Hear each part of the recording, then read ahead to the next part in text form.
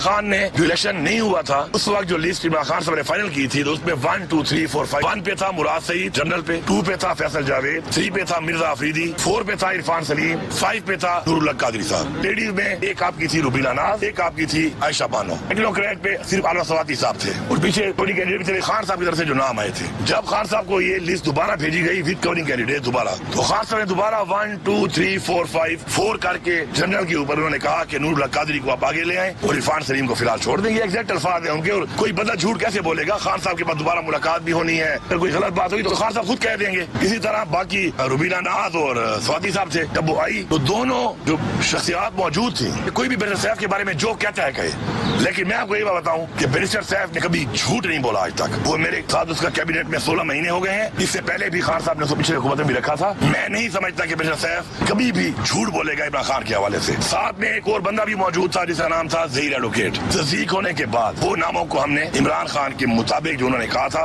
ہم نے ان کو الیکٹ کروا دیے۔ ساتھ ساتھ ایک الیکشن ہمارا ضمنی ہونا ہے، اس پہ انہوں نے کہا مشال سے ان کا 31 کو الیکشن ہے، وہ بھی کاغذات جمع ہے، ان کا الیکشن بھی ہوگا۔ کل کا بتاؤں آپ کو مسئلہ یہ ہے کہ جو لوگ باتیں کرتے ہیں نا کہ جی خان کا بیانیہ صحیح طرح باہر نہیں آتا، شاید اب وہ لوگ ہی خان کا بیانیہ صحیح باہر نہیں چھوڑ رہے۔ انگلیاں اٹھانا آسان ہے، خود اپنے عمل کو ٹھیک کرنا چاہیے۔ کل ظہیر ایڈوکیٹ کی ملاقات ہوئی ہے، مجھے بتایا گیا کہ ملاقات ہوئی تو ان سے ویریفائی کرنے کے بعد کہ خان صاحب نے کیا بولا، انہوں نے جب پوچھا تو ایگزیکٹلی آپ میں سے کوئی بھی ظہیر ایڈوکیٹ کو بھی کال کر لینا، انہوں نے کہا کہ سینٹ الیکشن میں انہوں نے بتایا کہ جی وہی نام لیے مراد سعید، فیصل جاوید، مرزا افریدی، نور اللہ قادری، آدم سواتی اور روبینا ناز کے جی وہ ساری کی ساری الیکٹ ہو گئی ہیں۔ تو خان نے کہا زبردست، یہ تو میرے والے سارے نام آ گئے ہیں۔ تو ساتھ انہوں نے کہا کہ مشال یوسفزئی کا کیا ہوا، تو انہوں نے بتایا کہ وہ الیکشن چونکہ 31 کو ہے تو بھی بعد میں ہونا ہے۔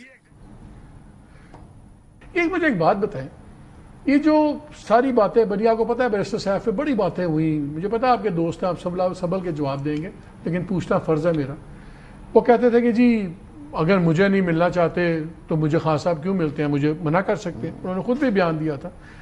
کیا یہ وجہ ہے کہ ایک عام خیال شاید یہ ہے کہ خان صاحب یہ سمجھتے ہیں کہ وہ ہمیشہ کہتے ہیں اسٹیبلشمنٹ سے ہم بات کریں گے، تو وہ کہتے ہیں یہ 2 آدمی ہیں، جب چاہیں میرے سے ملاقات کر لیتے ہیں، اگر باقی اتنے بے بس ہیں کہ وہ میری اپنی ملاقات ہی میرے سے نہیں کروا سکتے تو ان کو میں کیوں اتنا ٹائم دوں؟ تو کیا یہ امید ہے کہ اگر کبھی اسٹیبلشمنٹ سے بات ہونی ہے تو یا علی گنڈا پور دیں گے، رول پلے کریں گے، یا بیرسٹر صاحب کریں گے؟ ایک اب لٹمس ٹیسٹ بن گیا ہے، جو وہی ہے بندہ جس کا کوئی نہ کوئی کنیکشن ہے جو ملاقات اپنی کروا سکے، وہ یہی 2 کرواتے ہیں۔ بیرسٹر صاحب مجبوری ہے خان صاحب کا ان کو ملنا؟ بیرسٹر صاحب کو میں بڑے عرصے سے جانتا ہوں، بڑا آنریبل آدمی ہے، بڑا زبردست آدمی ہے اور اس کی بڑی خدمات ہے پاکستان کے لیے۔ اور باقی ہمارے یہاں پہ تو ایک رواج ہے کہ ہر بندے کو فنگر پوائنٹنگ کرنی ہے۔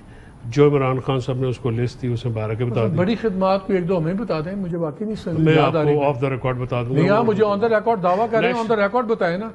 مجھے ایک خدمت یاد ہے، وہ مشرف صاحب کی پارٹی میں گئے، مشرف صاحب کو تو میں بھی، دوسری خدمت مجھے یاد ہے ایم کیو ایم میں گئے تھے، وہ آپ کا اعتراض ہو پھر سکتا ایم کیو ایم سے ہٹے تو وہ آگے اعتراض ہو سکتا ہے کہ سیاسی اعتراض ہے نا۔ انلائٹن آپ بھی ان کو جانتے ہیں، آپ ان کو جانتے ہیں ذاتی طور پہ؟ جی نہیں میں تو پولیٹیکلی آپ کو پتا کہ افغانستان کے ایشو پہ ہز اتھارٹی، ان کے تعلق بھی ہیں۔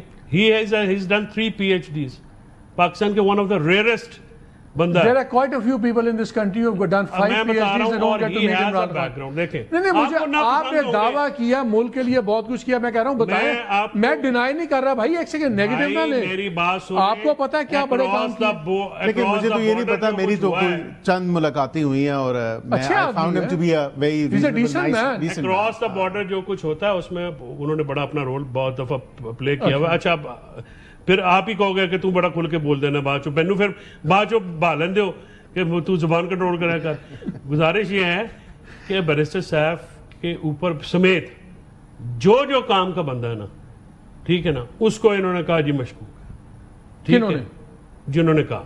اب مجھے یہ بتائیں، آپ کو پتا ہے یہ سینٹ کے الیکشن کا ساری کہانی کہاں سے شروع ہوئی؟